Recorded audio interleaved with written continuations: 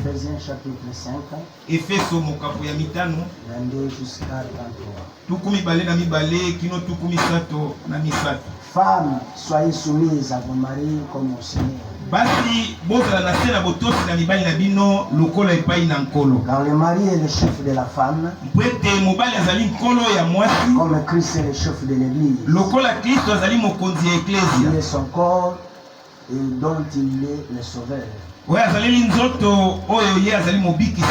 Or de même que l'église est soumise à Christ, les femmes aussi doivent l'être à leur mari en toutes choses. Marie, aimez vos femmes comme Christ a aimé l'église. Il s'est livré lui-même pour elle, afin de la sanctifier par la parole, après l'avoir purifiée par le baptême d'eau, afin de faire paraître devant lui cette église glorieuse,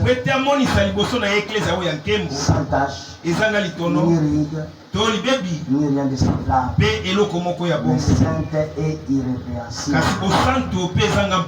C'est ainsi que les maris doivent aimer leurs femmes comme leur propre corps. Celui qui aime sa femme s'aime lui-même. Du reste, et chacun de vous aime sa femme comme lui-même,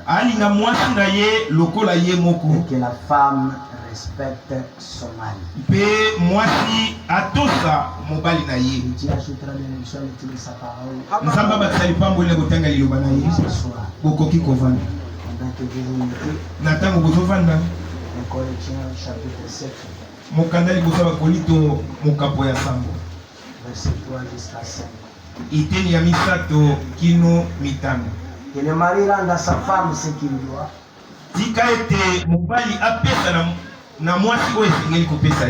Et la femme agisse de même envers son mari. La femme n'a pas l'autorité sur son propre corps, mais c'est le mari. Et pareillement, le mari n'a pas autorité sur son propre corps, mais c'est la femme. Ne vous privez pas l'un de l'autre, ce n'est d'un commun accord pour un temps, afin de vaguer à la prière et retourner ensemble, de peur que Satan ne vous tente par votre incontinence. Amen. Je vous salue tous au nom du Seigneur Jésus-Christ. Je crois que par la grâce nous sommes tous heureux. Et dans la joie de se retrouver cet après-midi dans l'église du Dieu vivant. C'est ma toute première fois de voir un beau garçon.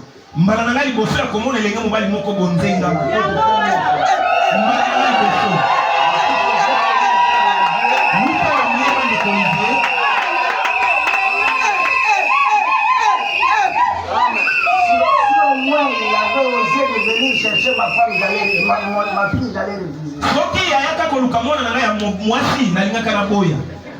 Mais aujourd'hui,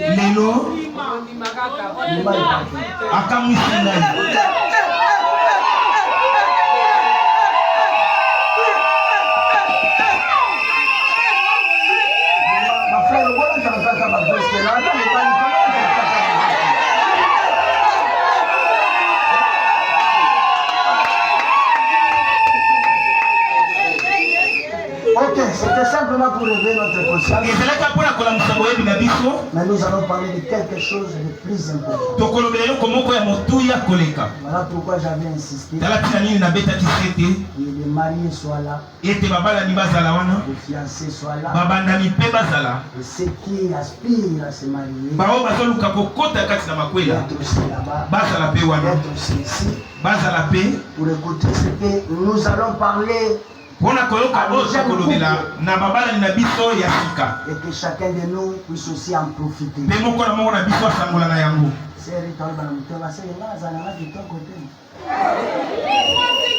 C'est ça le mal. kitoko te. Est-ce que moi si alibala koza kitoko te? So totali tongo lelo moto aleki basi nyonso na kitoko ezali.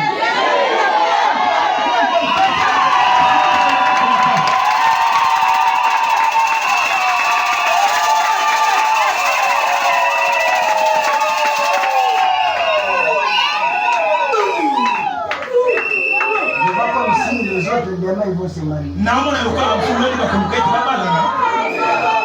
Ça spire déjà. Ils ont permis ça.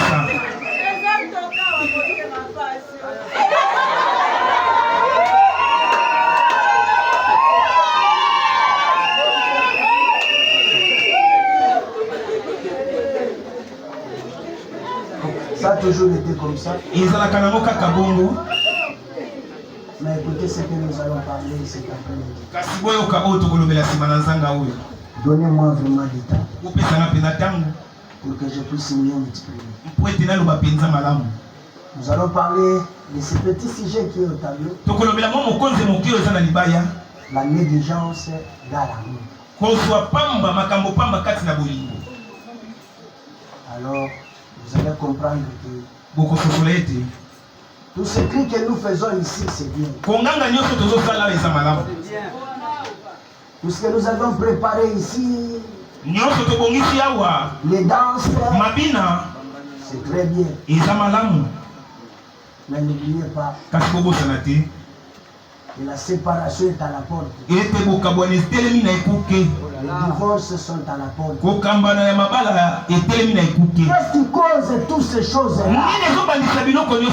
C'est la négligence dans l'amour. Vous ne pouvez pas amener la négligence dans l'amour. Et vous allez comprendre que une fois que vous amenez la négligence dans l'amour, vous attirez les ennuis dans votre foyer. Et c'est de là où viennent les séparations ou le divorce. Le divorce n'est pas causé réellement par manque d'amour, par manque d'argent, ni par manque d'habitation. Et la négligence, le divorce, la séparation vient dans la négligence. Parce que les gens qui s'aiment réellement, même s'ils n'ont pas l'argent, ils vont rester toujours collés. Qu'est-ce qui va les coller? C'est l'amour. Même s'ils n'ont pas un toit là réconfortable, mais ils vont rester. Amen. Et vous pouvez avoir une maison de 3 niveaux. Cela ne remplacera jamais l'amour. Vous pouvez avoir l'argent rempli dans les banques. Cela ne remplacera jamais l'amour. L'amour décide tout. Voilà pourquoi, quand vous apportez la négligence dans l'amour, certainement, vous amenez tout dans le chaos. Qu'est-ce que la négligence? La négligence signifie défaut de soin, d'exactitude et d'application. C'est ça ce qu'on appelle la négligence. Quand vous ne voulez pas prendre soin de votre amour, vous prenez ça à la légère. Vous ne voulez pas comprendre l'exactitude de l'amour. Et parfois les gens pensent que l'amour c'est une faiblesse de la part de l'un ou de l'autre. Aubanga so inatiki ya kusufiri akuzamwasi ya ndenge na wapi aubanga soki natiki ye akuzamubali ya makokilo. Non, ce n'est pas ça. L'amour, c'est le lien qui unit. foyer. Pas l'argent, pas la beauté, pas la maison, mais l'amour. C'est pourquoi on peut voir un enfant, un ministre, qui accepte de marier poussière.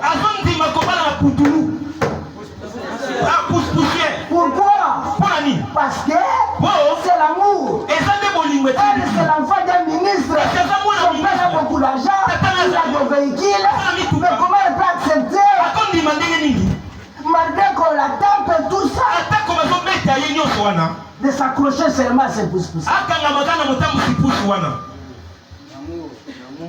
C'est l'amour. Amen. Alors il ne faut pas amener la négligence dans l'amour. Quand quelqu'un peut accepter d'abandonner le tout pour venir être lié avec toi, ne prenez pas ça comme quelque chose de simple. Alléluia. Il faut éviter d'amener la négligence dans l'amour. Il faut avoir d'exactitude dans l'amour. Et vous devez savoir comment l'appliquer. Alléluia. Voilà pourquoi dans l'application, vous avez l'action ou le résultat de cette action. Dans l'application de l'amour,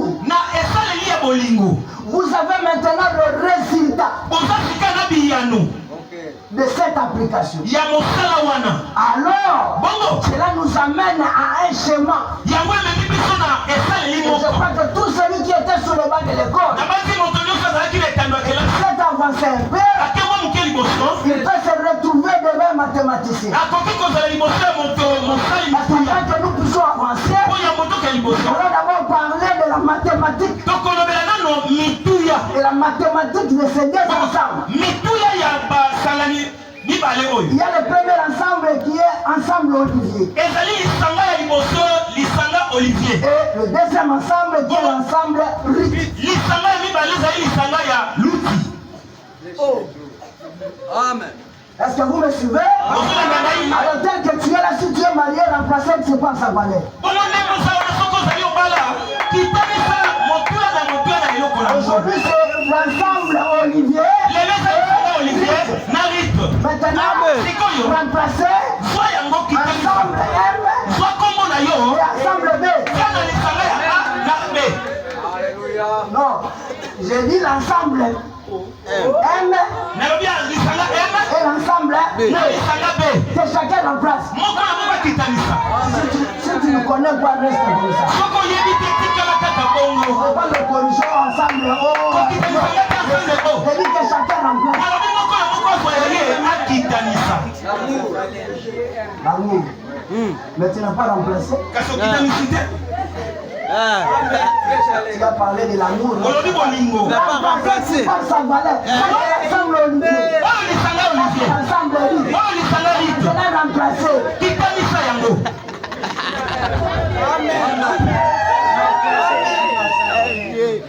C'est ça le problème aujourd'hui. Et vous allez remarquer que dans notre ensemble, il y a ça c'est pas l'argent. Ça c'est amour. C'est que s'il y a l'amour dans l'ensemble tu dois trouver dans l'ensemble il va y avoir de l'amour. Sinon, ça sera quelque chose de forcé. J'ai rencontré des sœurs qui ont rompu leur et quand le pasteur est allé trouver l'homme, il dit mais pourquoi tu as fait ça? Vous avez pris trop d'années. La sœur t'a donné beaucoup de gilets, beaucoup de habits. Et tu vas me dire qu'il n'y avait pas l'amour. Du pasteur, c'est elle qui avait tendu la main. Moi je n'ai pas tendu la main. Parce qu'il n'y avait pas eu de flèche dans l'air et tout. Quand il y a l'amour ici, il va y avoir l'amour là-bas.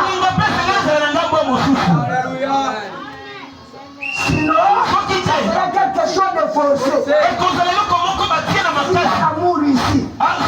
Il n'y a pas l'amour. Alors c'est celui qui va commencer à forcer. La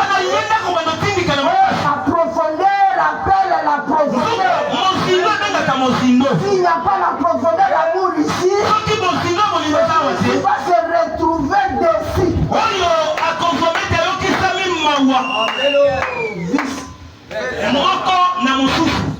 Amen. Ça, c'est le pardon. Entre ces deux ensembles, il va y avoir le pardon des deux côtés. Pas seulement la femme qui est obligée de demander pardon à son mari.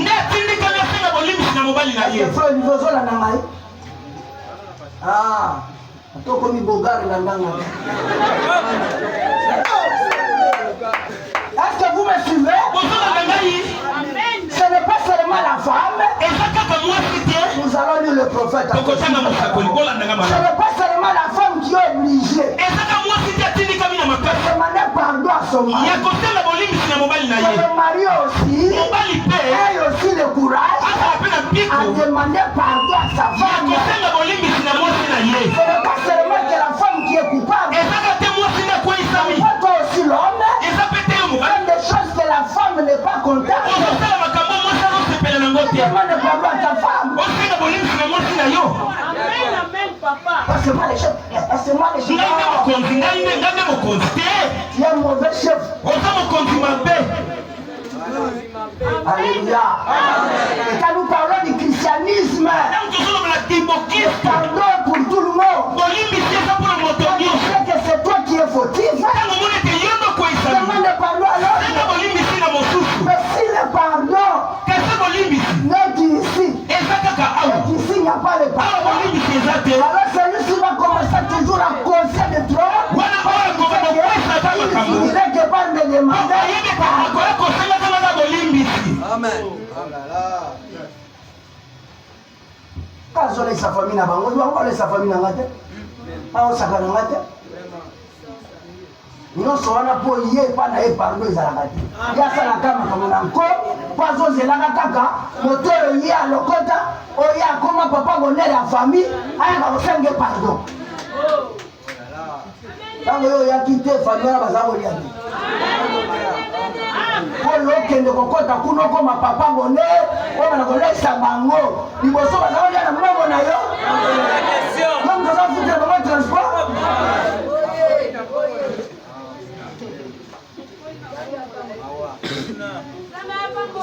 Lentement et sûrement. Il y a beaucoup de prédicateurs là. Est-ce que vous me suivez? Il doit y avoir le respect. Nous allons suivre les prophètes. Le respect. Ce n'est pas seulement que la femme doit respecter son mari. Il doit respecter sa femme. Un frère qui se respecte ne va pas prendre sa femme comme une torchon. Ni comme un rideau de la maison.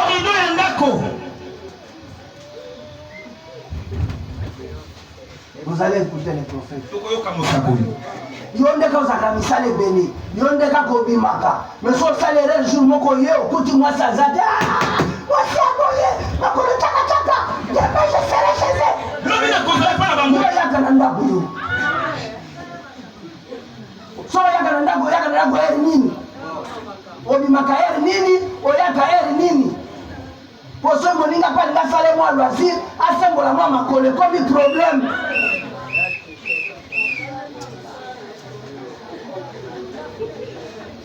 Est-ce que vous me suivez? Le respect doit être des deux côtés. Dans le message, le respect. C'est le respect. Il dit, le respect, je respecte ma femme, je respecte mon mari, je respecte mes frères. Je suis prêt de faire quelque chose qui va l'amener à ne pas croire que je suis chrétien. Ah, ce qui moi si na yo, balobika na bakristo te eza ne frère yeba ke ozala na kristo parce que mon ndimino ya liboso oyo esengela ndima yo eza mwasi na yo moto mpe esengela ndima liboso eza mobali na yo. Alléluia. Un jour un homme est allé quelque part. Pendant qu'il prenait un verre avec ses amis, il a commencé à raconter. Il dit, il y a des gens qui marchent avec la Bible. Donc ses amis se moquaient de quelqu'un qui allait avec marcher avec la Bible. Il dit non, faites la Bible. Il ne faut pas jouer avec tous ces que vous voyez. S'il n'y a pas de chrétiens, ces gens-là ma femme est une chrétienne. Mais lui ne croyait pas. Il n'allait pas à l'église. C'est sa femme qui allait à l'église. Et il faisait tout. Regardez la réaction de sa femme.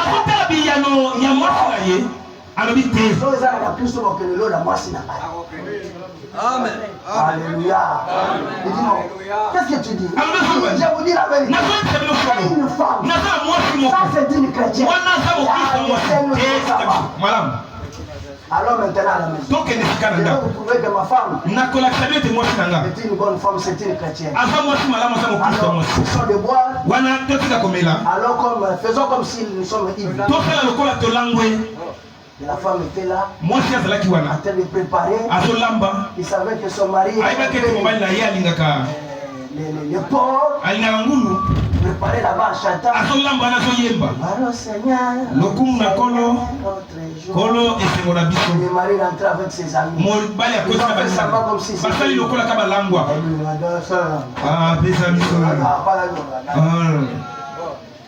ils ont poussé. Mon chéri, je suis là. Mais t'as la boule de tir là-bas, maman. Mes collègues,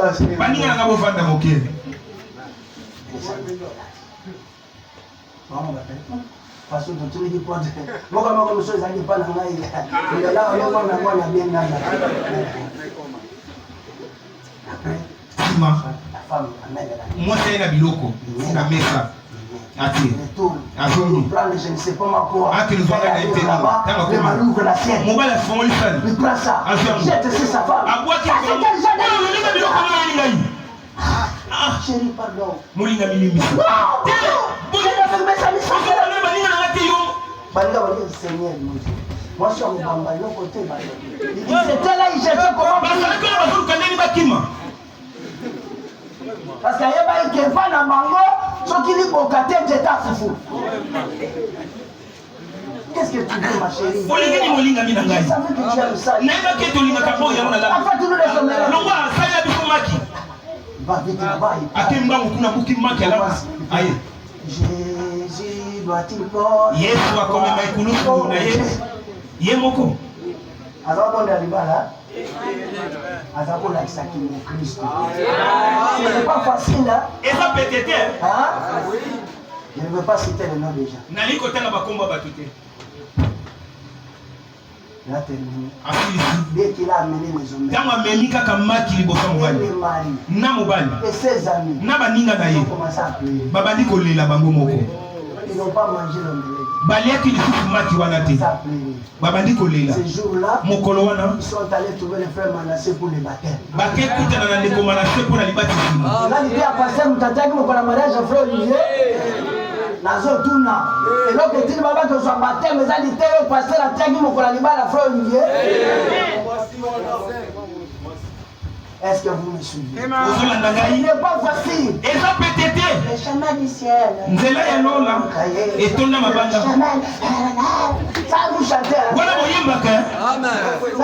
Vous savez ce que c'est très rocaillé. Très épiné. Alléluia. Il a réussi à abandonner. C'est ça qu'on chante. Non.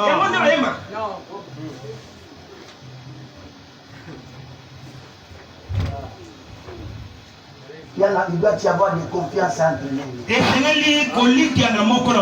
Frère Branham dit, s'il n'y a pas de confiance entre l'un et l'autre, Ça, ce n'est pas un foyer. Amen. Amen. Et si la confiance est brisée dans un foyer, cela montre que petit à petit, la séparation ou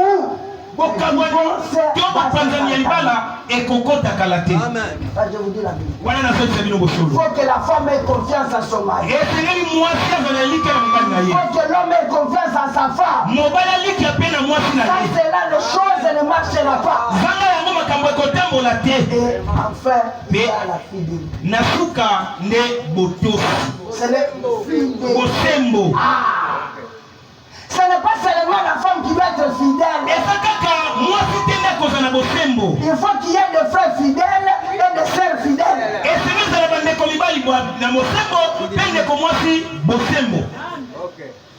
Parce qu'il faut ma fidélité, fidèle. Amen. Est-ce que vous me suivez? Pourquoi? Parce que la fidélité, c'est ce qui amène la confiance. Et la confiance apporte le respect. Et le respect a toujours marché avec le pardon. Alors le pardon est entouré avec l'amour. Alors vous allez dire que Amesaye loko o achaye na mulandi. En tout cas batolokola mboka base ritwa te na yebezala makulutu na bango te ezali kamba makulutu te ezali kambo ya bansa ya baelemo eza na kati ya bansemble oyo ezali komona na ensemble Olivier ozomona na ensemble Rit. Amen. Amen. Amen. C'est ce qui fait que la relation entre deux ensembles, l'ensemble qui a tous les éléments de O fait correspondre bien aux éléments de R. À ce moment-là, on est appelé l'image du premier. Au commencement, Dieu a créé l'homme. Absolument.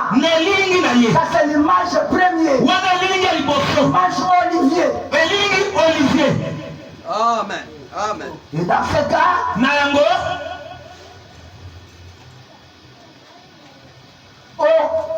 s'appelle l'ensemble du départ. L'ensemble de définition. Alléluia. Et elle devient l'ensemble de destination ou d'arrivée. Si c'est l'ensemble de définition, alors à ce moment-là, sera l'ensemble d'arrivée. C'est à ce moment-là, après que Dieu ait fait l'homme, il a regardé dans tous les jardins, il a trouvé qu'il n'était pas bon que l'homme soit seul. Faire quelque chose, le faire sortir de l'homme pour qu'il devienne une partie de lui. Je ne veux pas donner les noms, c'est le prophète qui nous dira. C'est qui vis-à-vis de l'homme. Amen. Amen. Est-ce que ça va? Est-ce que ça va? Quand toutes ces choses-là ne se trouvent pas en vous, c'est le moment de les chercher, mes bien-aimés. Parce qu'il ne faut pas venir casser la tête. Vous risquez vous-même d'amener des problèmes dans votre foyer. Vous n'avez pas ces éléments-là. Essayez de voir s'il y a ces éléments ici qui amènent l'unité dans votre foyer. Et quand cela amène l'unité dans votre foyer, vous allez voir que les choses iront très bien. Pourquoi? Ce sont ces choses-là qui amènent que l'amour devienne de plus en plus élevé. C'est vrai que Ephésiens dit femmes, soyez soumises à vos maris. Comme au Seigneur. Pas comme au monde. Nous ne sommes pas ici en train de marier des païens, non. Ce sont des chrétiens. Et la femme doit être soumise à son mari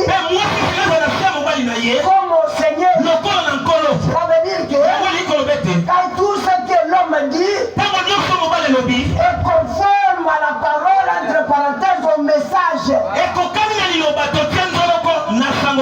La femme n'est pas soumise quand l'homme sort de la parole. Ça dépend de quelle manière vous vous êtes rencontrés. Moi et ma femme, nous sommes rencontrés sur base du message.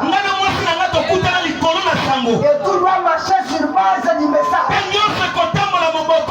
n'y a pas de coutume là-dedans. Il n'y a pas des interférences. Vous êtes réglé dans la parole. Quand vous quittez la parole, sachez que vous avez amené la négligence dans l'amour. Ne vous attendez pas à la solution. Pourquoi? Car le mari est le chef de sa femme. Comme Christ est le chef de l'église, qui est son corps, donc lui il est le sauveur. Écoutez, de même que l'église est soumise à Christ, les femmes aussi doivent être à leur mari. L'église est soumise à Christ parce que Christ n'a jamais été infidèle. Dieu peut déshonorer celui qui le déshonore. Dieu peut tout faire. Mais quand toi tu es infidèle, Dieu n'a jamais été infidèle. C'est la seule chose que Dieu ne peut pas faire. Être infidèle.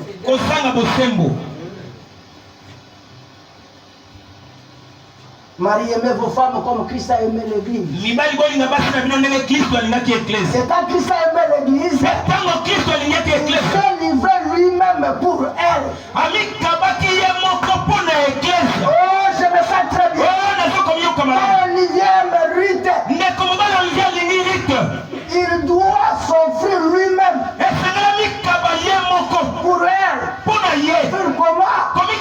Il doit être un bagage.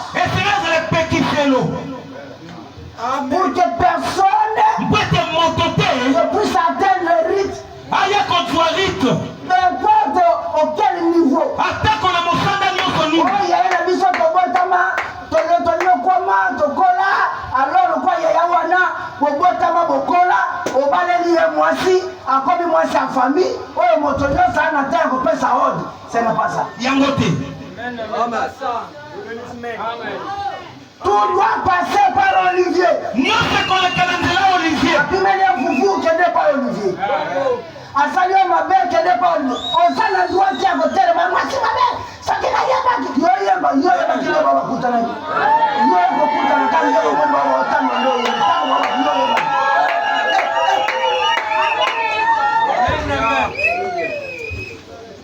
il s'est offert lui-même pour le coup. Tu dois être là. Il ne faut pas faire passer tout le monde.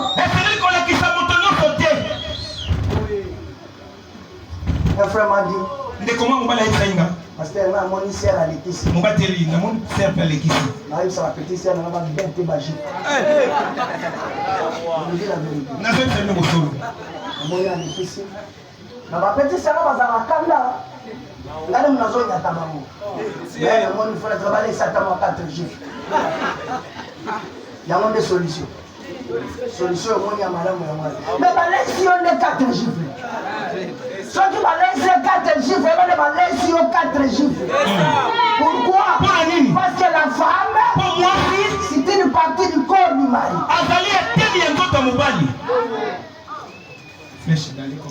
Ah.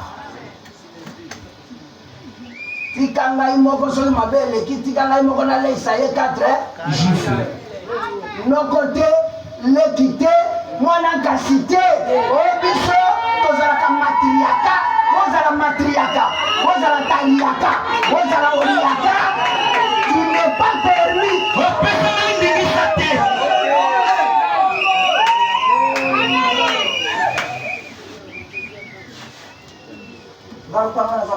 kasi na ngai bano tokobota il faut banoko na bazwa amo Olivier yo ndozo bota poti ke na banoko charge na message ya Branham na message ya Masi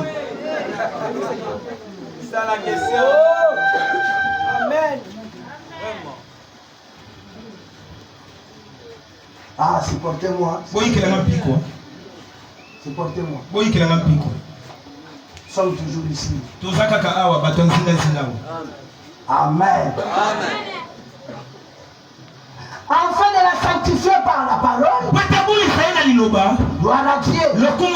Après l'avoir purifié par le baptême d'eau. Écoutez maintenant. Afin de faire paraître devant lui cette église glorieuse. Yondo lizozala makoki yakotaye rite de telle manière que banderoso bayeba ate totambola na famille te mwasi Olivier te yonde soki ya monani mabe na famille Olivier yondo oza mabe.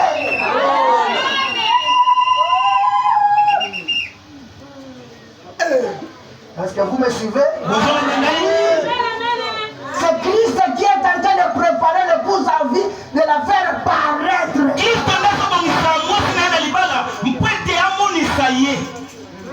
quand vous trouvez l'homme qui se rassemble avec sa famille en train de dire, bon, maintenant on remarque caractère de ma belle, on a eu fois passé là-bas, avec ce moment. Il a amené la négligence dans la main. Ouais, bazo yebisa yezo kwa epana yo kukuta na ndimite. Na ndimite ayo kote la kama na kote na hivi na ndimite. Mezo kote. Bosko tangu pesa ba mu Kongo. Yozo mesiko kusopana kono. Mwana karata wa ndo na yebisa. Mwende bando malibanda. Yo cho kusamba yamo. Bali bilo kwa. Na yo saki buklie koto. O wanga na yozo. Njo mezo kote.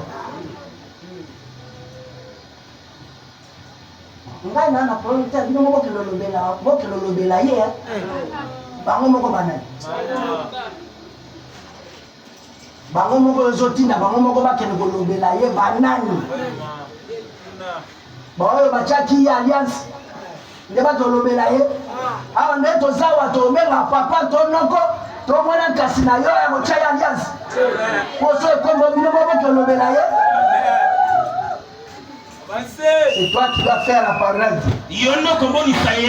Afin de la faire paraître cette église glorieuse. Sans tache. Ni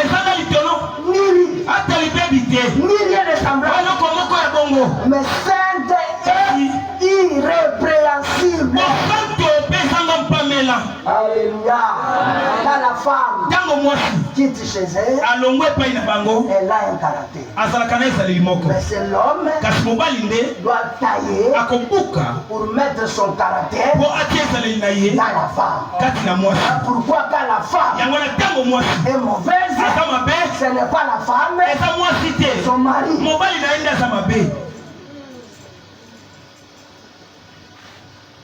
Est-ce que ça va? Ok. C'est ainsi que les maris doivent aimer leur femme comme leur propre corps. Celui qui aime sa femme, il reste. On ne peut pas tout dire. Il reste. S'englobe. Que chacun aime sa femme comme lui-même. Est-ce que nous pouvons frère Achille toute la journée sans l'air? Parce que nous sommes na boulot, nous sommes biftek. Alors bien misère wana koto sombe na biso secret. Ba yeli yo mulanga secret ya malini wana. Efali pe na ma somol. Beti papa njoka ndo yebi kuna utikirie. Kosa mala. C'est tant que nous beta moi mulanga yeba ke kuna yaza deja na moi de. Hein? Avant tu vas nous faire ma parenthèse. Tu trouves l'homme là-bas, tu vas malewa.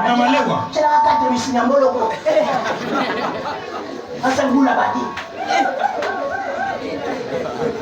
kata pas finir très bien. Donc on a ndako vide. Indiquez le côté. Seulement les chefs. Ngande mokonzi. Ah, ngande mokonzi.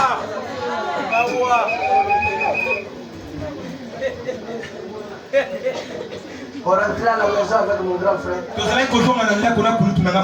Moi j'étais célibataire. Quelqu'un nous a offert au moins 500 francs.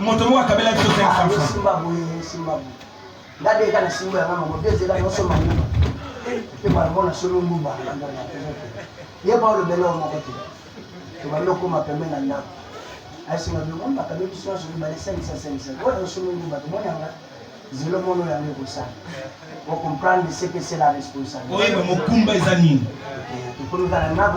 Papa pétrole les athées. Vraiment. Est-ce que vous me suivez? Aïe, 200, 374. Nous fallait manquer le modèle. Il n'y a pas ça, mon maman. Nous ici. Pour que papa. Absolument, mon. À tout le monde, il y a combien? Elle passe à la table 300. Vous comprenez les 500 ils sont mis pétrole, ils sont mis na mungwa.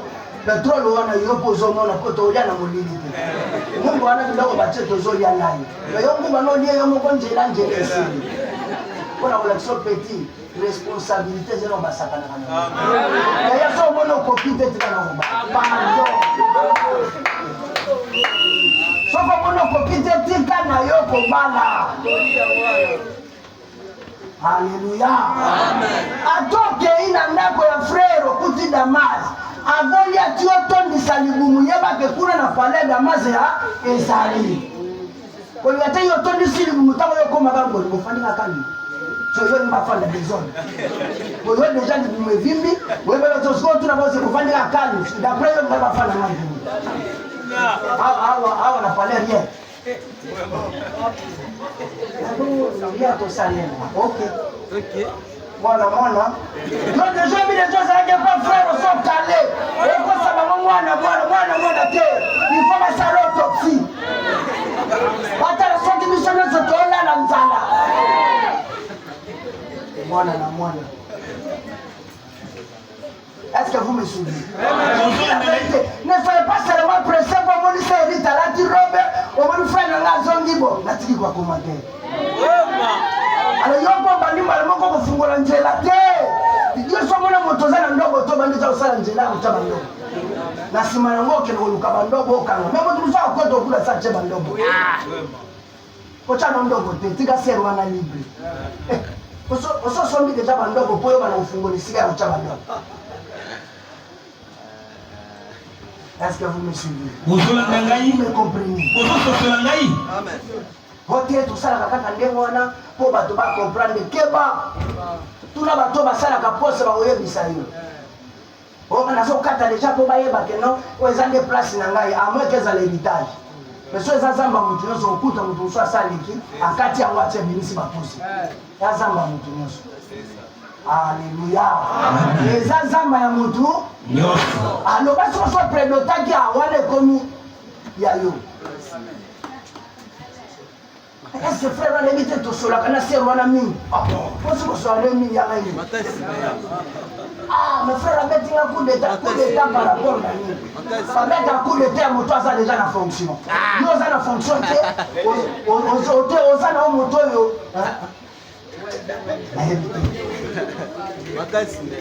On ça candidat. Yo candidat bon avec un coup d'état. Ngana na passer l'élection. Sombi ba quoi? Trop de masolo. Na masolo. ACMS. Yako ba kanisa wana nde amour divin. Akanisinde akanyingolo. Keba. Zara bato mususu ba yebi koloba. Ole kayo. Est-ce que vous me suivez? Il faut être un homme qui a des possibilités. Et c'est la mobile à ma coquille. Tu dis au lobby et tu poses des actes. Mais au salim à la moko le cambo. Ah, je le sais. Et Dieu soit loué. Zamba Kumama. Si vous prenez Colossiens chapitre 3. Verset 18 à 19. On nous dit ici, femmes, soyez soumises à vos maris comme il convient dans le Seigneur. Ok, comme il convient au Seigneur. C'est que la parole a dit. C'est que le message a dit. Conforme-toi à cela. Vous allez voir comment les choses iront très bien. En dehors de ça, les choses ne marcheront pas. Ce n'est pas parce que vous avez ma casse dans mon bongo. Yono zosa la mikolo sokoteka mwalupemba lunde zo umelate ngange zo umelate lokola Olivier na bilanga ekomi kaka ilanga lunde teli ni le tamboli aliyo loko ma chef langage na munoko takutu ndo kweza ezaka mino marke wana te yaza na eyo sokoma kina 54 et comme terme final. Le col est le basuka. Donc c'est pas biso na kwa kamanso na zone zonga. Ba ba côté zonga. Yo ba pe pa la bino ba lendio na nute. Okenda ko linga ipani. Ataka jo chaîne na mabo. To yemo bala liboso pa lo na benga yo pa solo la na yo. Ona ni ba mususu ana okende ki totali kaka Olivier. Ah, kika frère banda na yo. Banda. Vous pensez que vous courage, vous avez fait faire d'autres pour votre frère Olivier que nous pouvons faire vite. Quand nous sommes à Zonga, nous avons bon la boca. Est-ce que vous me suivez? Ce n'est pas facile. Quelqu'un qui s'est donné la peine, qui s'est allé doter. Vraiment. Ne croyez pas. C'est une surprise. De voir un homme comme frère Olivier honorer le monde, honorer la famille, honorer Dieu, honorer l'église. Peut-être que quand il venait à l'église, on le prenait comme un simple frère. Aujourd'hui, il a témoigné le respect envers le message.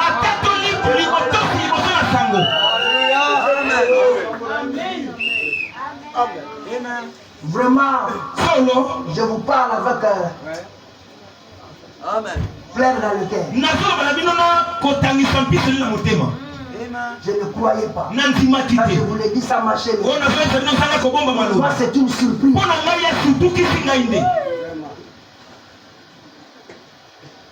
Frère, est-ce que vraiment l'accent à nous facile? Il ne peut pas parce qu'on a su ça. Tu vois, les gens nous ont dit, c'est la bande qui a eu un beau pays, Molanda, ma comme c'est la bande sous la tête. Pour la bande qui a eu quel courage! Mpiko nini? Quel courage! Mpiko nini? Et après, quand on mbongo na yo surtout que moi ndundo okoyi mamona wenze bangwan boli yo ali okomosa la fière comme kolwana moni bolia ki 2 jours ngai osombi moi Thompson na minene ali yo ngoko ma chef.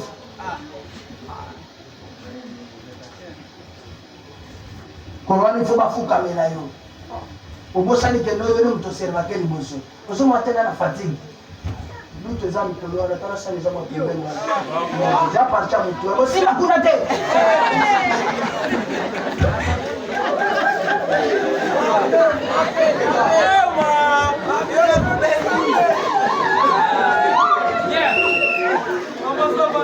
On te le voit la machine à faire dans la petite piscine.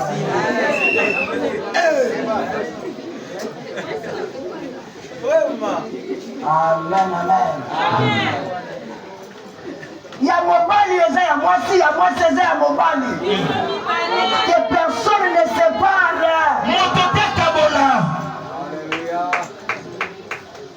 Il y a ma compte à la carte privée. Il y a moitié, il y a ma compte d'ensemble. Il y a moitié à la carte privée. Il y a mobali, ma compte d'ensemble. Branham me dit. Branham alobi.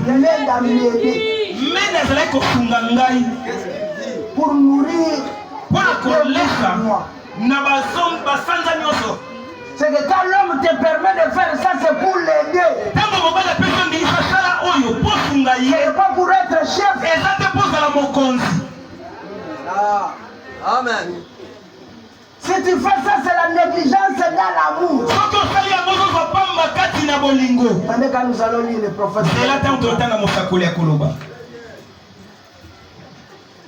19. Marie, aimez vos femmes et ne vous aigrissez pas contre elles.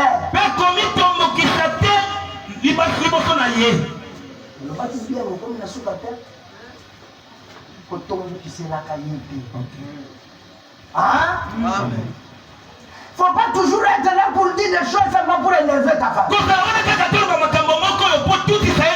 C'est ça qu'on appelle en français aigrisser. Aigrisser signifie rendre aigre. Mettre dans une disposition ou dans une situation plus fâchée. Parce que mon kanda zane yo mobali. Otaka moi sinon à l'hésiter. Otika na condition qui a comme ka moto ajane. Soka yo no komisa yebongo. Mbwayo kangi na kacha nini obakira ke biloko te. Siko muchoza mema tazole kana toilette. Komsoko sope yo mukolo na ye. Amen. Amen. Komsoko sope na nini? Na simango zo ya mbango pa na makuma pasteur makuma. Je vous parle déjà. Amen. Oh makuma.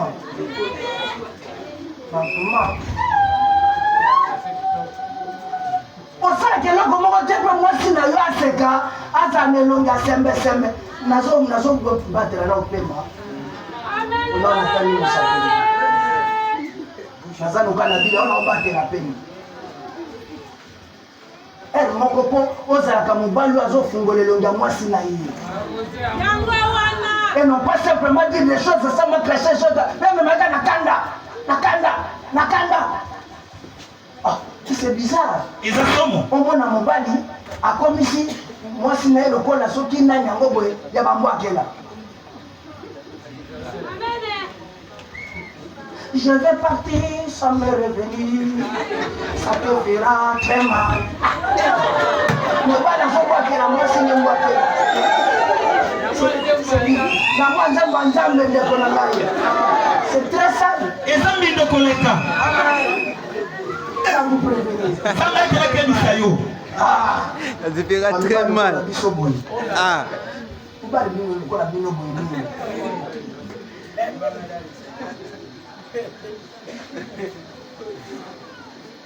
Est-ce que vous me suivez? Amen. Il ne faut pas mettre laisser ce méchant votre femme sous tension. Nous allons lire le prophète. Otambola na bolingo te, otambola na bolingo te, bolingo nyonso kozala kaka frère Olivier, chaye lopete, chérie Rita. Yebi bolingo na bien. Frère to bilia esili kaka boti na bino na ndaku, maloba nyonso etikali awo. Kuna ukomisi yembanda. Omubwakela bambwakela. Nakona mlingeza makasi. Mamichu, sombelanga mwasi kama malini wana. Topa nguvu malini makasi. Ozana posa sikoso inde kono aye.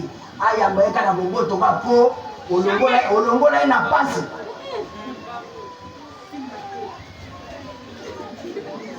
Mettre dans une disposition, dans une situation plus fâchée.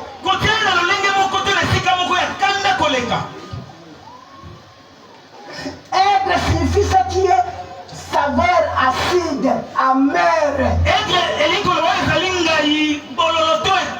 désagréable. Yawara moswa zake, ngara comprendre ate so tena ndabu nayo, moswa zake yo ukanga. Ah, ana ya caractère ya baba.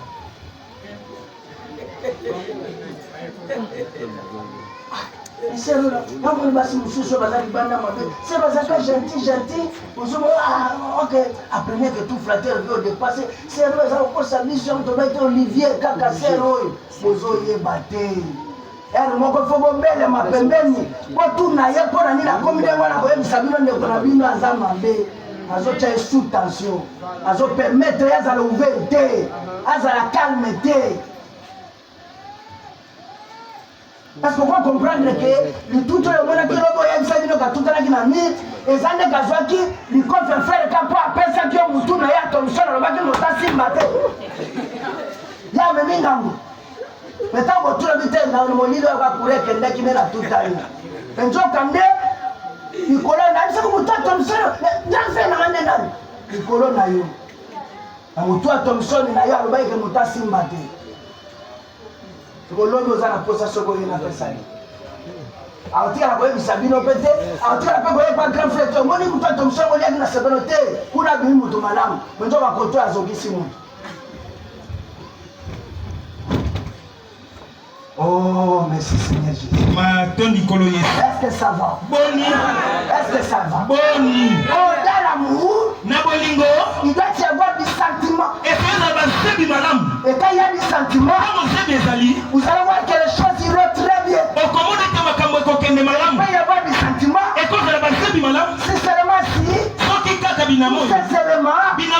on se trouve dans l'ensemble on se trouve dans l'ensemble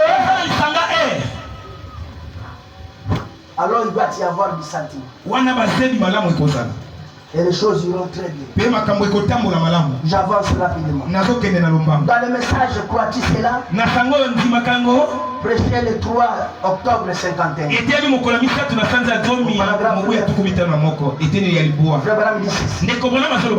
me rappelle Paul Rieder.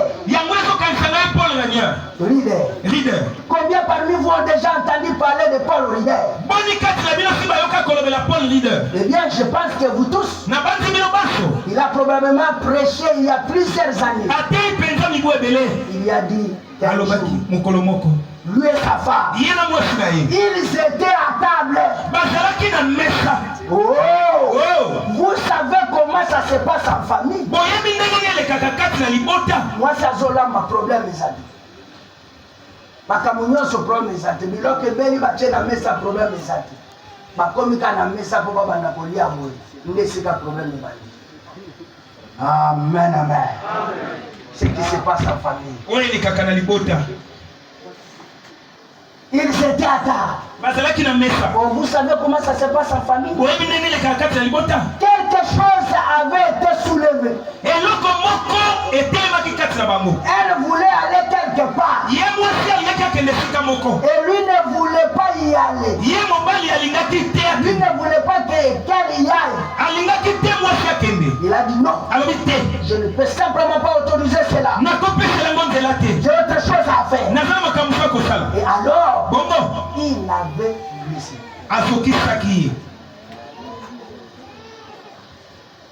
Il a regardé et elle pleurait. Il s'est simplement dit, eh bien, pleurez.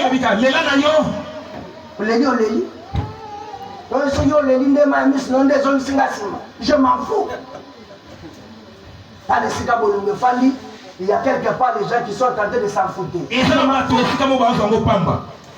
À mon avis, il y a un film. Comme on y a zolé, il y a Zakani. Là, nous l'élite. Là, nous l'élite. Vous l'élite. Yo, Zéla. On vive.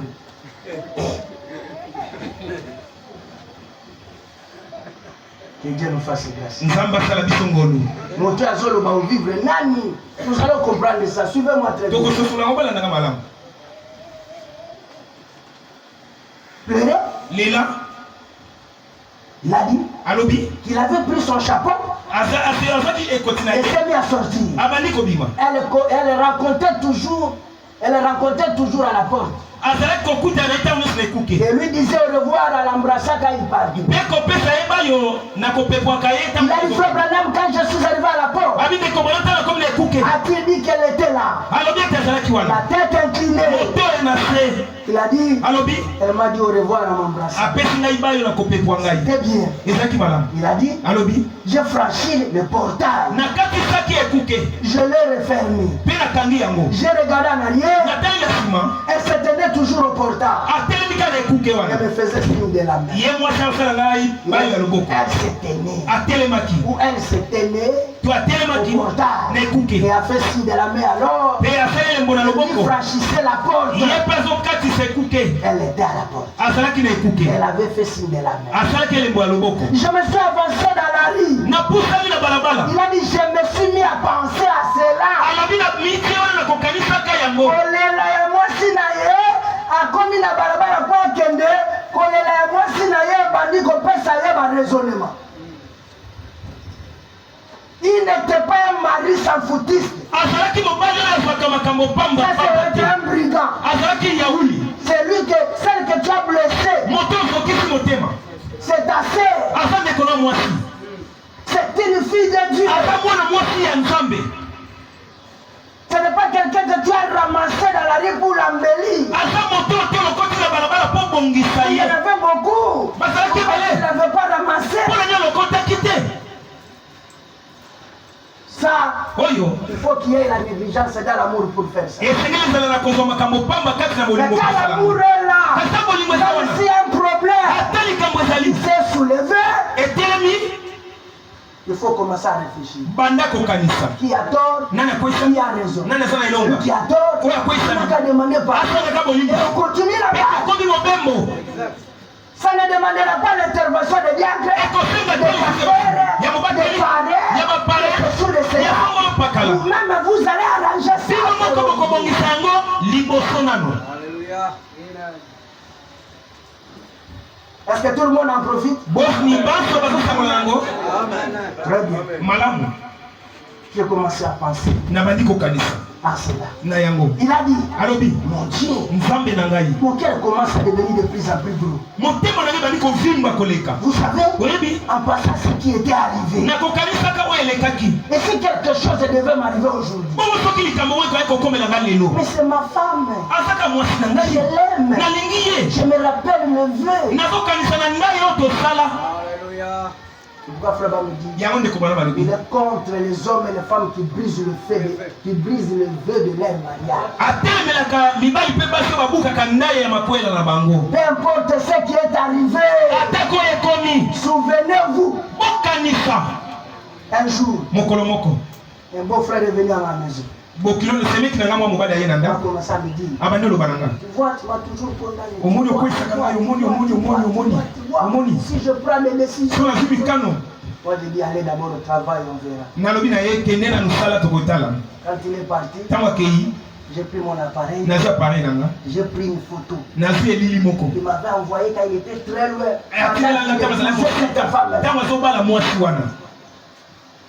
Ils étaient habillés. Je l'ai renvoyé. Et je regarde. Après un moment donné, la vie, il n'a pas fait de commentaire. La table est elle est arrivée. J'ai dit, oh, j'ai mis la photo que je t'ai envoyée. Mais tu as regardé. Bien que tu m'as envoyé ça. Je l'ai envoyé. J'ai compris que l'équipe même m'a le beau bol de la maille. Ah, tu as photo, c'est la Ganango. En tout cas, merci beaucoup.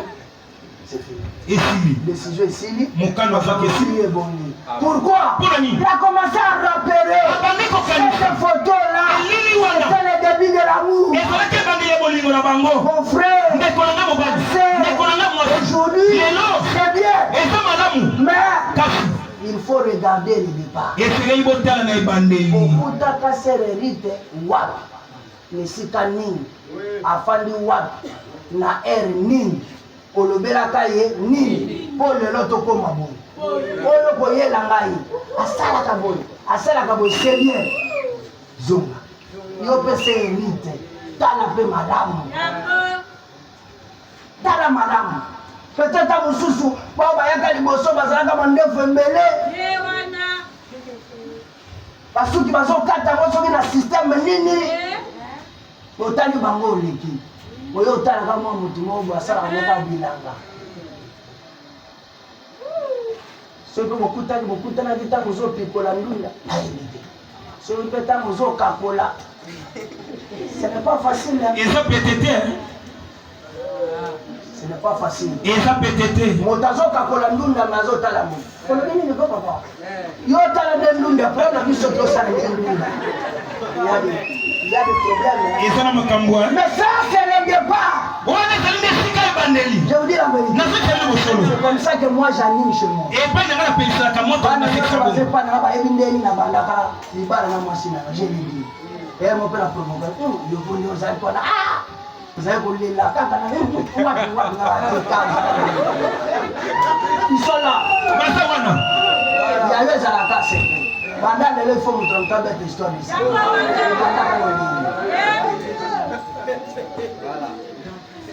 Pour les lois commando, les missions pasteur, voilà beaucoup mangai. Façon à mon avis, qui a vu. Pour les lois commando, qui a vu.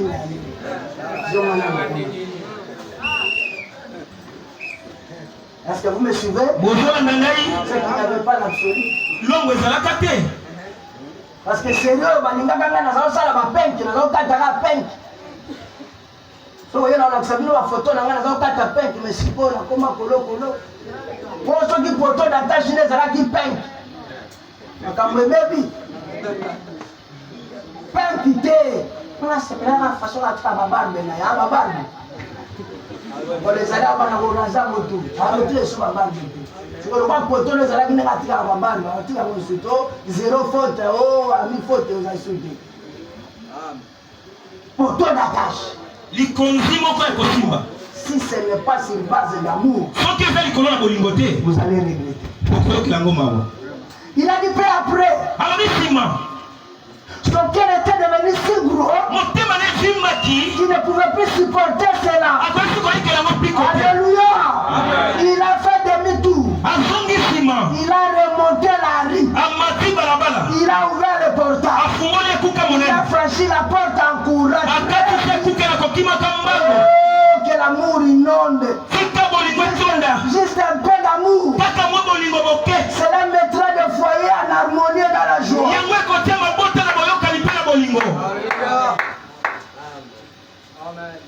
Juste un peu d'amour. Tout ce qui arrive, c'est manque d'amour. S'il y a véritablement l'amour, l'amour supporte tout.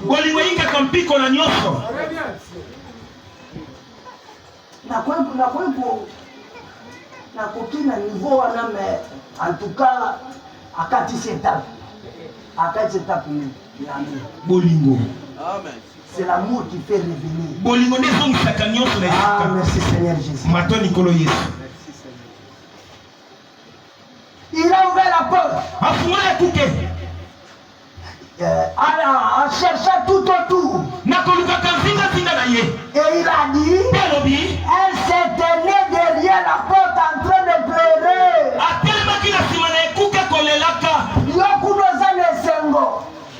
Il y a comme la jus, coca. Mon sanike, à toi ou ça, pour nous monner la tigaliwana, parce qu'on peut s'attendre à pas maintenant moi, on va coller. Ça, il faut te prier. Et pas dans les autres salles ou rien. Vous ont trouvé quoi que non, nous sommes République démocratique du Congo. Vous n'avez pas ta sonité. Très bien. Les mamans, qui n'y a. Aïe, Kazanda, na tia ya zosa misali. Yo tia yosa misali. Tango yo bimi wana, otika tia zosa misali. Tozo lo baka pa imagination, na moi bois fraîcheur na jozolia. Est-ce que vous me suivez? Il faut se mettre à la place de l'autre. Comprendre que non, que j'ai fait, j'ai blessé les sentiments de quelqu'un. Vice versa.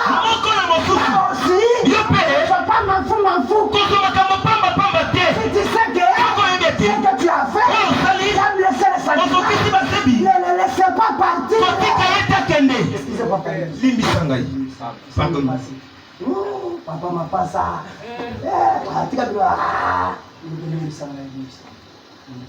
Ok, ça va. Madame. Ce qui n'a pas eu Est-ce que les cambois arrivent à l'eau? So, vous tirez à l'eau. Ah, tu n'as pas de sur ma télé.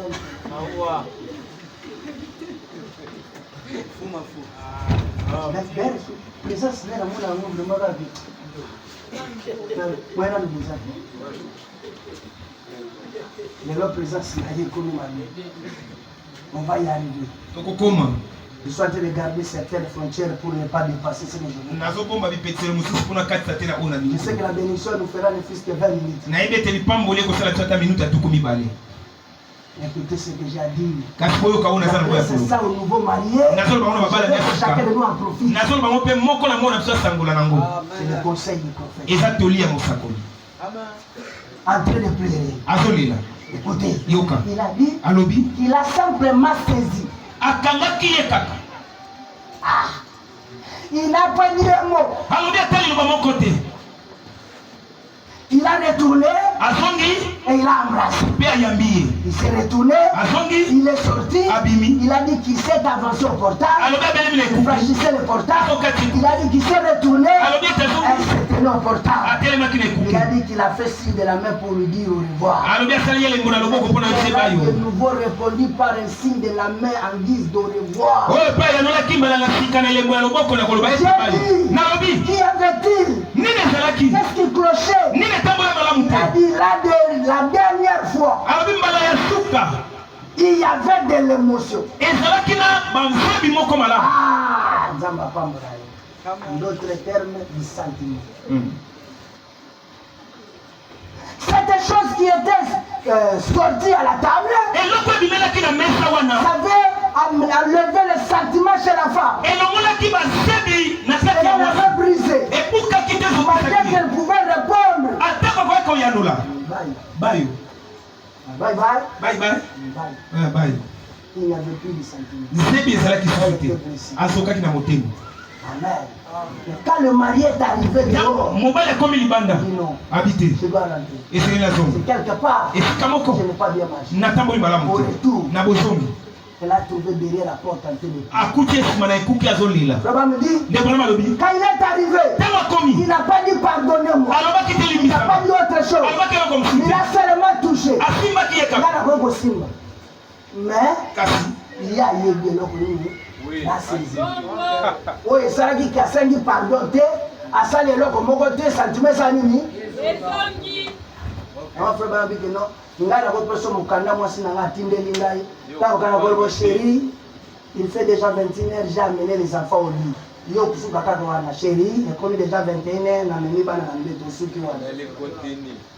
Mais le seul fait qu'il fait déjà 21 heures. J'ai amené les enfants au lit. Il a code. Oh, il y a un Branham Bayebi. Hein? Ah! Il a seulement saisi. Cela veut dire qu'il avait touché au point faible des enfants. Il sait que je parle de gauche à droite, mais quand j'arrive ici, à Tazra qui n'a qu'à le col à ligne, il faut contre le roi Moutouaba qui est ma mari. Il faut comprendre ça. C'est pourquoi j'ai toujours dit, il y a des problèmes. Il vient dans le foyer, c'est le mari qui fait ça. Parce que moi, tel que je suis, je connais ma femme. On a bien dit 20 ans à Kanda, on a dit 20 ans à Kanda. Le seul qui a dit que Kanda, on a 6 secondes, une seconde, et on met la tête. C'est s'il y a des problèmes qui disent que ce sont des hommes qui ne veulent pas être des hommes, et il y a des problèmes, pas seulement qu'il y a des alibis. Alors qu'il y a certaines choses qui se régler facilement. Sans intervention. Merci Seigneur. Me dit, il doit y avoir des sentiments comme ça. Dans l'amour. Pour permettre que les choses aillent comme il faut. En dehors de cela, les choses n'iront pas très bien. Qu'est-ce que vous allez me dire? C'est-à-dire de l'homme parfait. Na bomoto o ekokabe.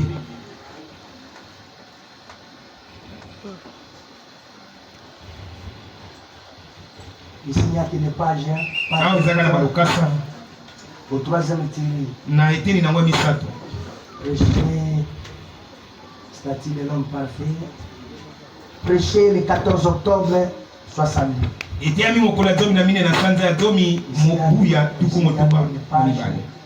Je n'ai pas trouvé celle qui a des paragraphes. Excusez-moi cette expression. J'ai dit à mon épouse il n'y a pas longtemps. Ah bon? Qu'est-ce que Branham l'a dit? Il dit nous vieillissons tous les deux. Ah? Cela veut dire que si vous regardez l'âge où vous vous retrouvez maintenant, vous n'êtes plus des jeunes. Aujourd'hui, ce sont des jeunes couples. Attendez avec le temps. Mais il y a des gens qui sont devenus des vieilles. 20 ans. 25 ans. 12 ans. Basali des gens na libala na bango. Et na 12 ans, on a peut-être 14 enfants. Nous vieillissons tous les deux. Et je lui ai donc dit, malgré que tout ça est connu, même tu comme auparavant. Ah, il y a une bonne interprétation, elle est pour la pose en avancé. Ne problème ya mwana. Kwa tuna boni mwasiko yote. On a souvent kotambola te boni misanga mulungeza makasi. Boni misanga. Mais ce que j'ai dit, c'est un fondement. Et ça m'a beaucoup. Que demain le lendemain, il ne va pas me déranger. Celui qui ne va pas garder l'amour, il va mettre la négligence à me regarder.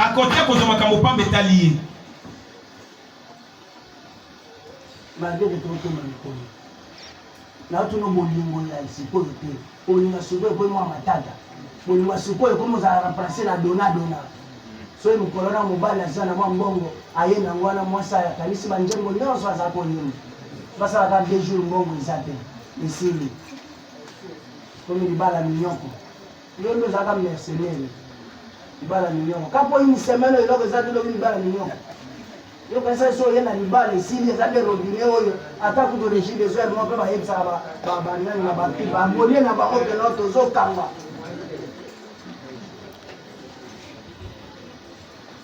Alléluia. Amen.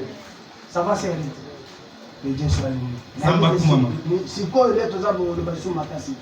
Ele ko ba lo makasi. Que Dieu soit loué. Est-ce que vous me suivez? Malgré que nous vieillissons,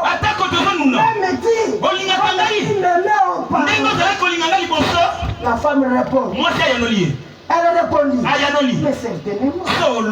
Ah, Branham a cité. Et j'ai dit, tu sais, je t'aime tellement que j'aimerais te prendre et te tirer à l'intérieur de moi afin que nous soyons vraiment un. Ah, quel genre d'amour. Bato baboti déjà 14 enfants. Mais bolingo na bango ezotika la kaka original. Standard. Ndengezala. C'est terrible. Exactement. Il ne faut pas simplement je serai là, j'ai mis dans la lèvre. Bolingo comme ya kalate. Bolingo njulu kakate. C'est comme ya kalate. Est-ce que vous me suivez? C'est que vous avez manifesté un peu de négligence dans l'amour. On prendre soin de l'amour. On entretient l'amour.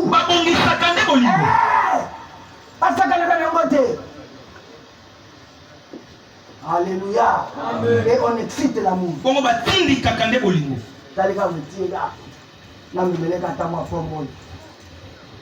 Yo mona ngo pa mo rezalo ko mamuke etawo ko maga chéri kama ni nasu ah ezo bisi mode la zero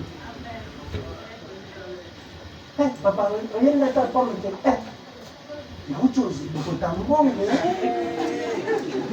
non comprendre que ya ko le déjà la tesi on ozo ba ya pom ça va bien jouer mon ngama kasi Ah, ndeko na ngai. Tango za ko mema beefsteak kuna. Bazo senga yo to zoya nango. Mais ya lelo ba sembe komi ono ko mbongo na za ko yiba.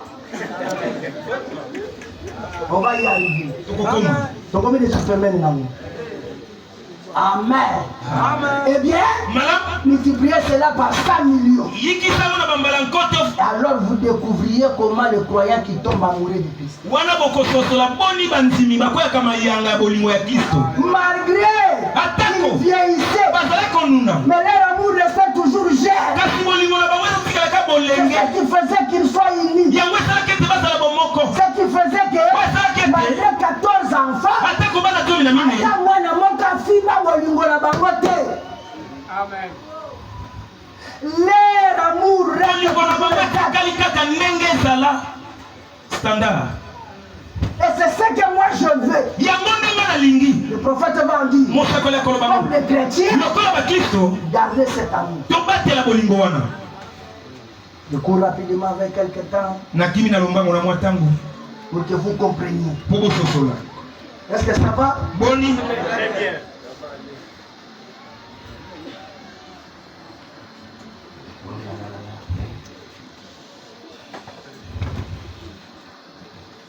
Le Bible dit dans le message sur les îles de Colombe.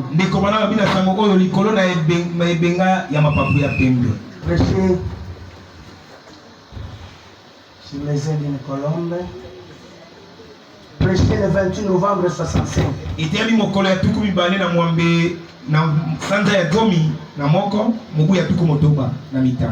Au paragraphe 52, je lis ça rapidement.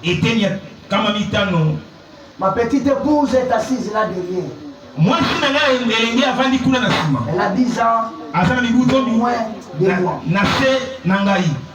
Et grisonne autant que moi.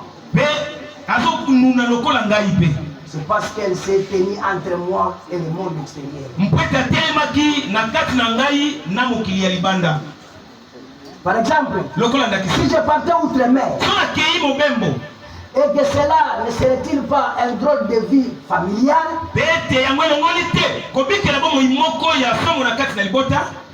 Si je réunissais ma famille autour de moi et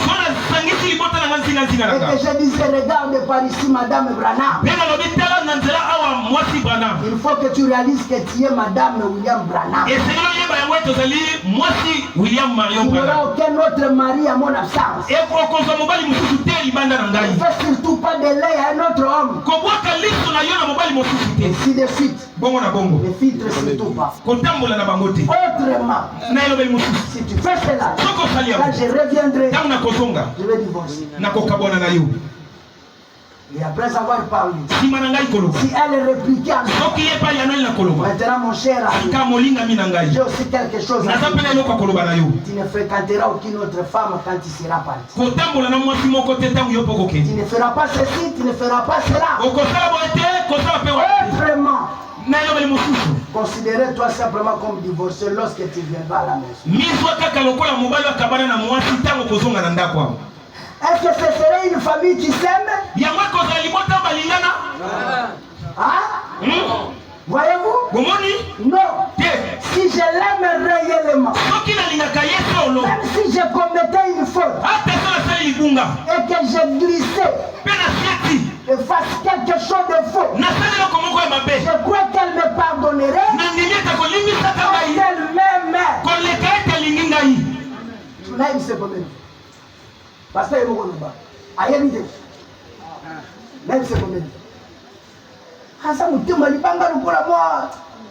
Pasteur Moussousou va aller un message.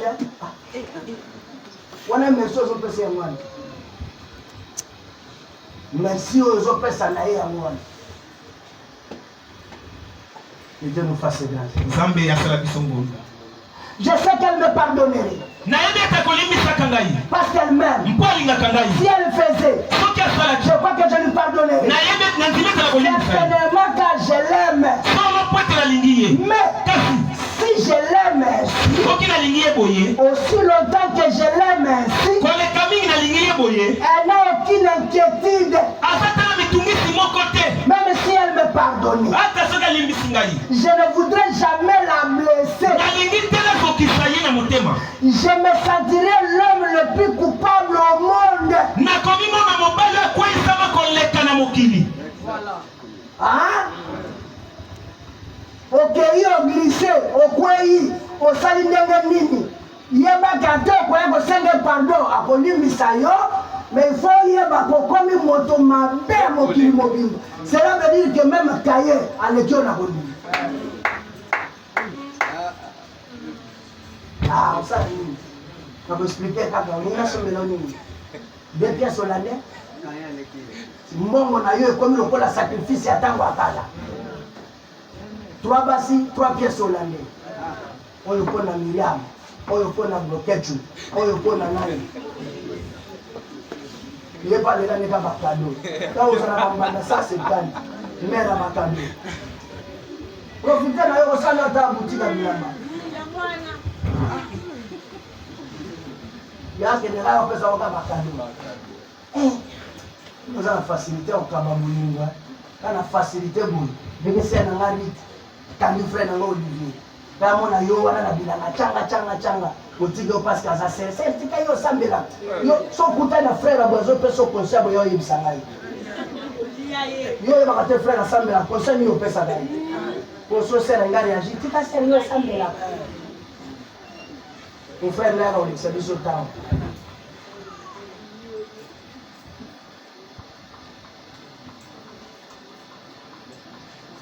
Je ne pourrais pas attendre le moment de lui avouer ce que je fais.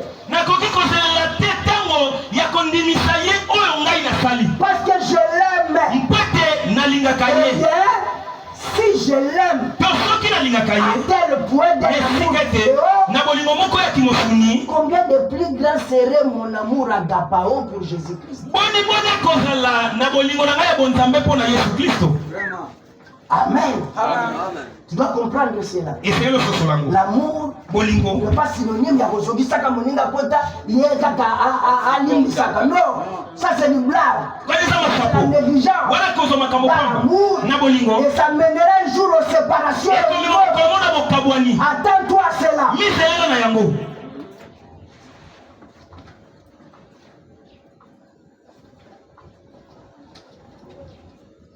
Au paragraphe 122. Une autre chose au sujet de la colombe. La colombe, c'est un oiseau casanier. Alléluia. Elle aime rester à la maison. Colombe alinaoza musika ya ndaku te. Attaquez vite. Azomi na ndaku. Moi ça zomona ye, mobala zawana, bana bazawana, bazo créer foyer na bango bazo chakaka moto na moto. Amen, amen. En outre, elle reste toujours fidèle à son compagnon. Les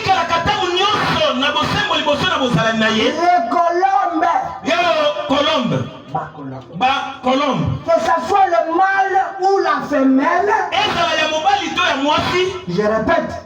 Que ce soit le mâle ou la femelle ne se quitte jamais. Ah, oh, sœur Betty, vraiment, ceux qui vraiment comprendre les capacités, naïveté. Parce que là, il y a des gens qui pas na bango za oboko la papillon. Vous le voyez ça là? Le nom d'Android. Oh, il a quoi là?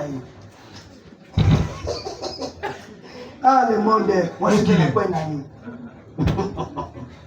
Ah, mais il y a un pasteur John Ming. À quelle église un pasteur John Ming? Il y a un pasteur John Ming. Alors, vous avez Satan de Camour école. Oh, déjà dans l'Android de Kaboli Dino. Il y a un moment dans la touche. Amen. Dans l'Android, de telle manière que ceux comme il y a autant de tomber du sol de bagne. Elle aussi a tient à l'IPK. Elle a tient les plateaux. Pour ceux comme il y en a et comme c'est pas.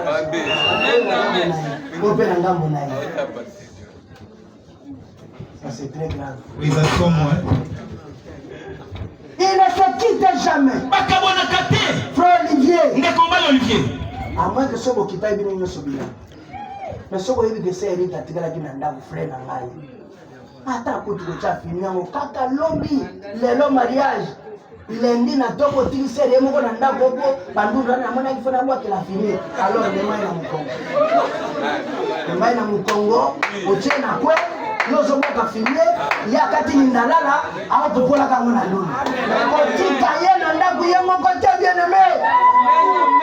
Ça sera une négligence dans l'amour. Ne pensez pas que ce que vous aviez là, mais l'amour est encore plus soudé. Ici, la Bible dit que personne ne se sépare parce que Mandoché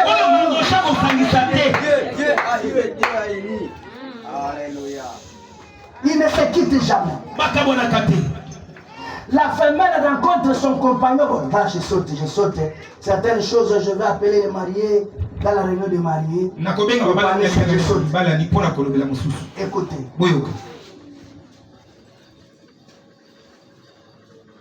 Oui, je m'arrêtais juste un instant pour dire ceci. 125.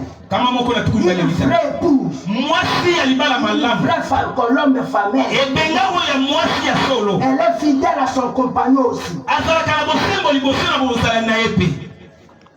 24. Mais la colombe mâle est toujours fidèle à son compagnon. Toujours. Elle ne la quitte jamais. C'est que ceux qui ont moniqué, au commun au monde est belé dans Nzela, c'est le côté où la rue soudée. Alors il doit y avoir un motif valable.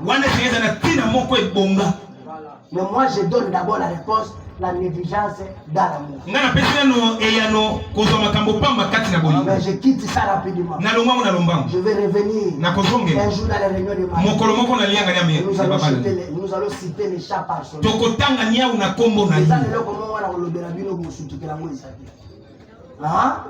On va y arriver. Mais je saute parce que nous sommes dans une assemblée mixte. Nous allons partir. Il ne se quitte jamais. Elle n'injectera aucun dogme, aucune doctrine dénominationnelle, ni rien au monde. 126. À cause de ce comportement casanier, à cause de son comportement casanier, elle a été utilisée avec succès comme pigeon voyageur. Parce qu'elle aime son chez soi. Qu'on la lâche n'importe où, elle reviendra toujours à la maison. Elle reviendra chez elle. Ah, frère Kaye. C'est quoi ça au juste? Ndako koma yoka ngombo lolo. Ndako ya yomo kofre Olivier. Oyoka ngombo lolo. Osepelaka soko za musika. Soko za libanda. Okosonge pa na yo avante. Kofanya mwasi na yo bozo solola. Et vous allez me dire qu'il y a l'amour. Je vais lire quelques citations avant de m'arrêter. Pour qu'on entre dans les célébrations de mariage. Je vais essayer un peu de pincer là-dessus. Tous les deux sont des oiseaux casaniers. Pour les amosika n'a pas l'été. Pourquoi pas de moi et moi visiter là-bas au bimé d'abonner chérie au fandi. Au fandi maman on est tel fait là. Ah, Léni ça va. Le sang moi répond que na yaka ngata. Léni, c'est une sorte de sombataji. Na zona kina na wiki chef façon de na. Et yo atoza na yo libre. Tout ça là bien au kan mata. Nina, trop de boulot. Misale belé. Non, là, il s'est posé qui na boulot. 12 heures, là, il na boulot, frère. Est-ce que ça qu'il bosse sa machine? Et là, on dit qu'on accentuer kaka boulot. Prédicateur itinérant. Moteyo ajenga yenga. Je fais mes parenthèses. Na bombi nzoloko. Tout le monde va dans la ministre. Est-ce que vous me suivez? Bolandingai. Casanier. Akangama na kati na zala. Bazana posa ka bazale sika moko. soki baza na badistance nakomprendaka te mega na yo na minute na yo esilaka mpona banani boza motema makasi ngai na okoka te ngai ata na 7 heures mpesi na papa ngai nakei okokee malamu soki okomi ka 9 heures nayebi nanga kelomo eza te alo okomaki komaki très bien ok ça va nakomaki papa naoki mwasi nafani na otala lisusu natala boye 15 heures alo soki namoni ngai nalembi napesi batuna mama akomi wapi yo sikoyo baminute oyo osombaka na mega obengaka banani yango nde likambo masele c'est ça le problème yango nde likambo omoni te aza na ndako te ozolika bokutana frère abili banda 7 heures 2 heures abenga te bayebi esika aza te bakinape ye o nilie yo wana azozonga bongo mekaka kotuna basomaka ere oyo bongo so lingalo oyo ozwi wana epesi yo pongi antuka yo ifo oyebisangela ono oliaka mpo ngana aza mposa pongi ya matrana. Est-ce que vous me suivez? Et là vous pensez que non, vous êtes non, moi je vous dis ça je vous dis sincèrement. Les jours où l'amour est négligé, soit elle quitte, moi je quitte. Ah, tu n'as qu'à faire le choix. Je viendrai ici, frère Malou, frère Manassé ou qui encore, Boti Karawana. Ngai nakati makolo. Soki ya moni kuna kobimate ngana bimi ya ufana ngisika mususu. So ya moni ufana ngana tikali kuna. Libala ya bane je vais vous le lire. Nakotangela bino. Libala ya bane za nakate. Nafanyika kuna bana nga. Bana yo kana bana. Jamais. So bana ngatika na papa na batika na papa na boso ngabana na ma. Pasteur bandi divorce ambonga nakotangela bino bisana. C'est quoi ça au juste? On n'a pas joué dans l'amour. Pourquoi on peut se moninga charge yoti kalaka libre ndeke sa mukumba? C'est quoi ça? Frère moka zonga mega, so injiga so ilega.